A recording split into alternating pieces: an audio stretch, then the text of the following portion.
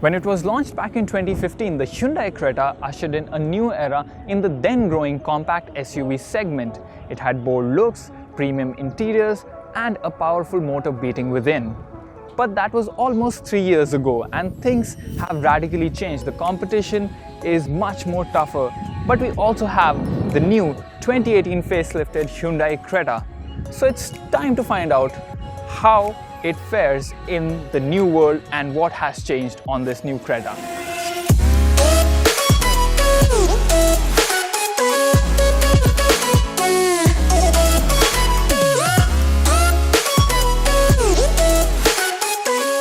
As I mentioned earlier, the original Creta was quite the looker, and it still is. But Hyundai wanted to raise the oomph factor of the car, so they made some minor yet effective changes.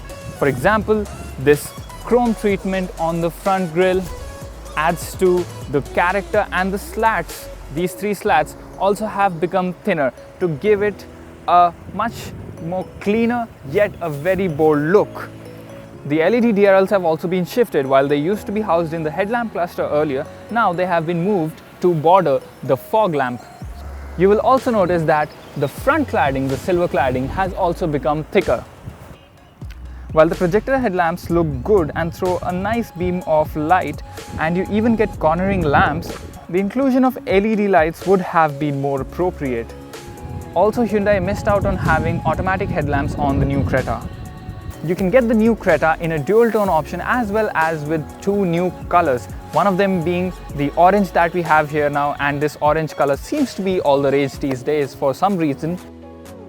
And you can also get it in a marina blue color. Since blue is my favorite, I like that one better. On the side you will find the newly designed 17-inch diamond cut alloy wheels, which look sharper and much better than the outgoing ones. There isn't a whole lot to talk about the rear, as not much has changed other than the thicker cladding down below and Hyundai missing out on LED tail lamps. So let's just move to the interiors.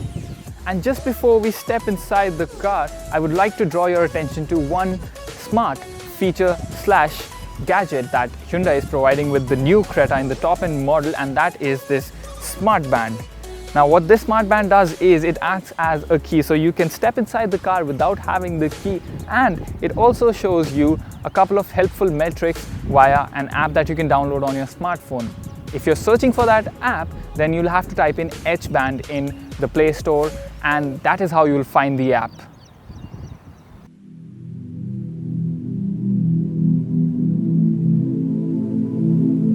The top-end variants of the new Creta get a few nifty features added onto it, like this wireless charging pad, which charges phones which support that technology. Mine sadly doesn't.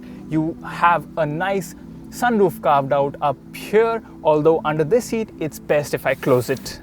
There is a swatch can so that you do not litter the cabin or the road. An auto-dimming IRVM, cruise control, 6-way power adjustable driver seat and height adjustable seat belts. Another thing about the seat belts is that while these do come with pre-tensioners, they don't get force limiters, which is sad. And it's not just a bed of roses inside the Creta. The sunroof, 6 airbags, wireless charging and some other features are only available in the top spec variant, which does not have the option of an automatic transmission, which is a somewhat puzzling choice. The steering wheel also is only adjustable for tilt and not for reach.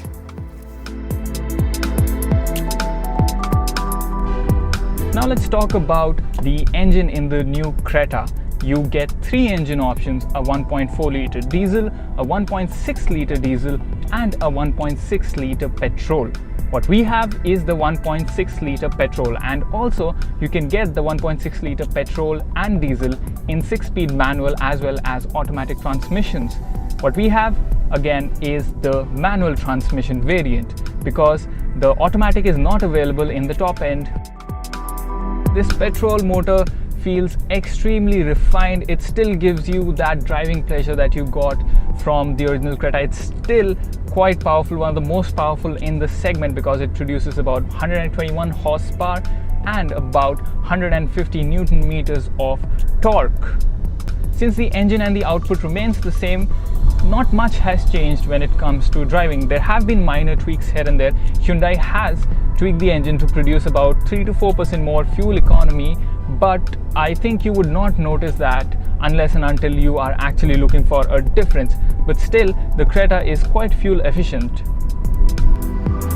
Just because it has a big engine does not mean you always have to step on the accelerator and keep pushing it to its boundaries. It also sits nicely when you are driving in a calm manner, say about at 50 to 60, which is what you generally tend to go at in the cities. It's a very well-tuned engine, and I really like how the steering wheel feels. It has a very precise and nice input, and it is not too heavy, but it's not devoid of the feel that you would want from a driver's car. I was easily able to negotiate some real tight turns and avoid potholes on the road thanks to this steering wheel.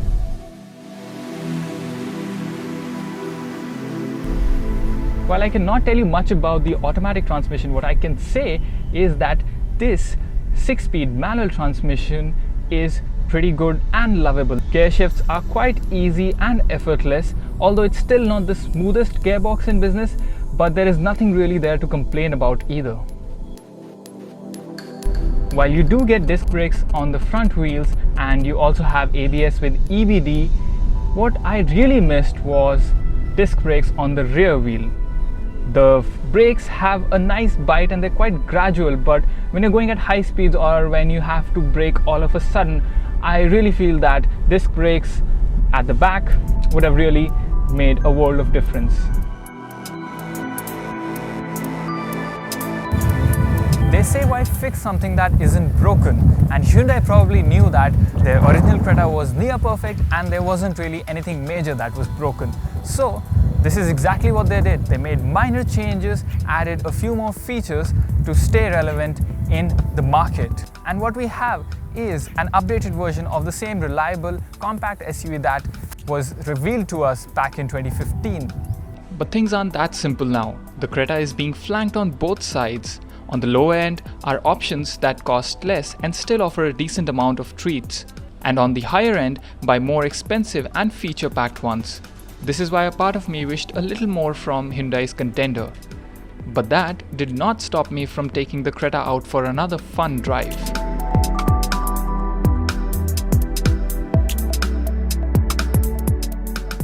So that was our review of the 2018 facelifted Hyundai Creta. If you still have any questions that are left unanswered, then you can hit us down in the comments and we will try to help you out, or our helpful community will reach out to you.